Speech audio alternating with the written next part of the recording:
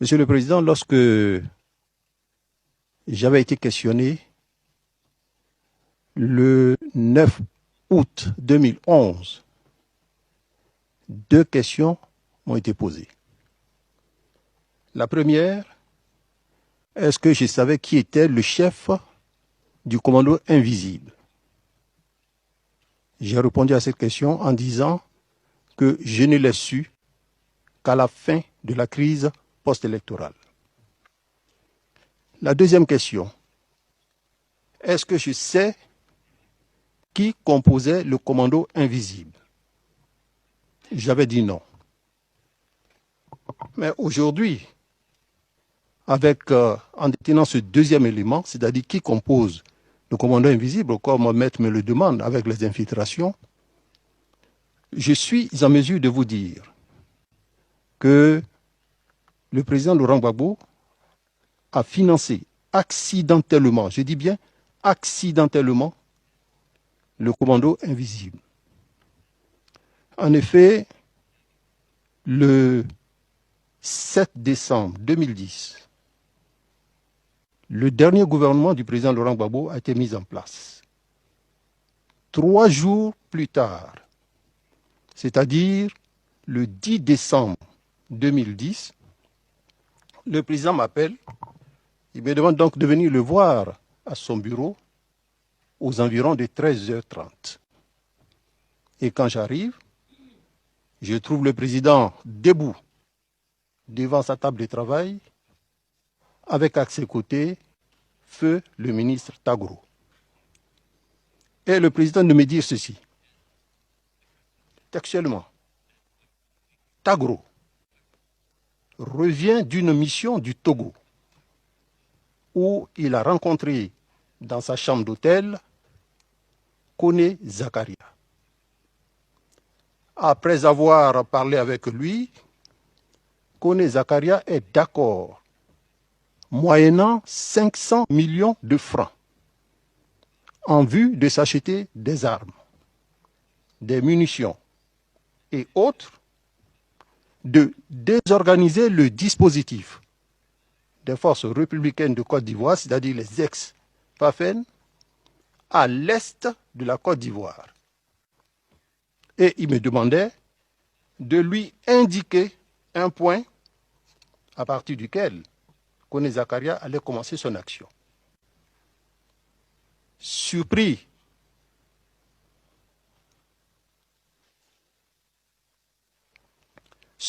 par une telle demande, j'ai dit, mais Monsieur le Président, si vous avez cet argent, remettez-le nous. Vous savez que nous n'avons pas d'armes et de munitions. Mais pourquoi c'est par l'est de la Côte d'Ivoire qu'il a décidé de commencer son action? Et le ministre Tagro me dit, c'est par là qu'il a décidé de commencer son action. Et j'ai dit au président, Monsieur le Président, je m'excuse, mais je n'ai pas de carte sous les yeux pour vous indiquer le point à partir duquel Koné Zakaria allait commencer son action. Certainement agacé par mes questions et par mes réponses, le président a dit à Tagro, bon, s'il ne croit pas, donne-lui le numéro de Koné Zakaria, il va l'appeler lui-même pour voir. Donc on me remet le numéro de Koné Zakaria, Tagro me remet le numéro de Koné Zakaria, je descends les marches, je me retrouve sur le perron du palais, en attendant que mon véhicule, mon chauffeur qui avait garé mon véhicule au parking de la présidence, vienne me prendre. J'ai été rejoint par un monsieur d'une 50aine d'années qui, après m'avoir salué, m'a dit ceci. Mon général, c'est moi qui ai mis Koné Zakaria et le ministre Tagro en contact. Koné Zakaria est prêt à travailler avec IB. Et IB est d'accord. Mon général, le temps presse. Je monte dans mon véhicule. Arrivé à Yopougon, je remets le numéro à mon chef de sécurité. Je pourrais, Monsieur le Président, en Yopougon, vous donner le nom de mon chef de sécurité. Je ne souhaiterais pas le donner maintenant parce qu'il est encore dans l'armée. Donc, je lui donne le numéro et je lui dis, c'est le numéro de Koné Zakaria. Appelle-le pour voir si c'est bien lui.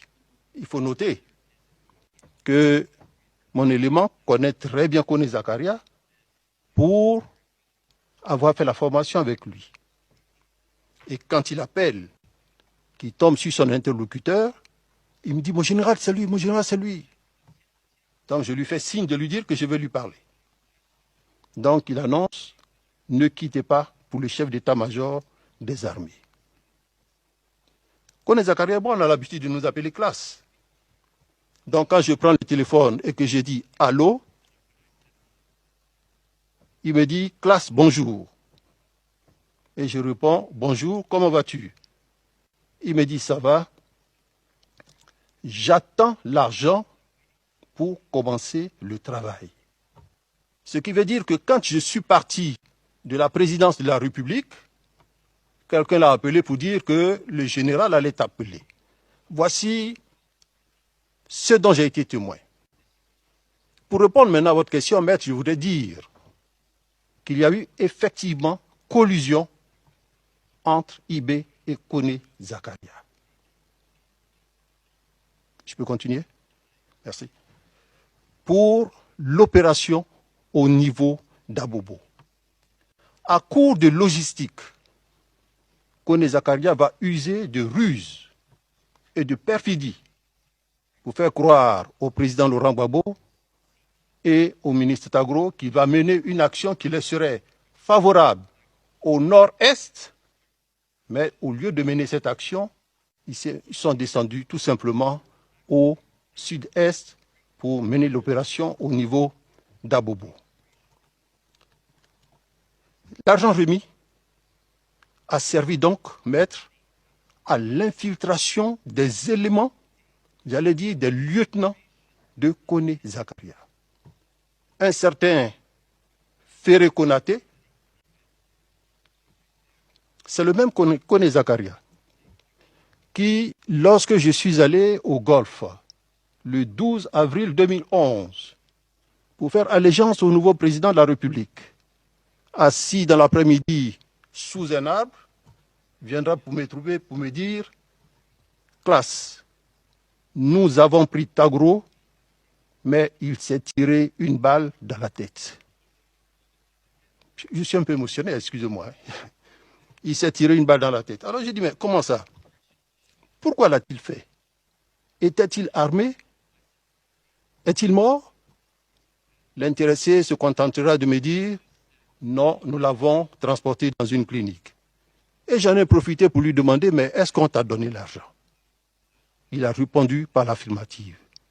Mais ce que je peux vous dire, vu le milieu dans lequel on était, je n'ai pas demandé au-delà de combien il a reçu. Donc,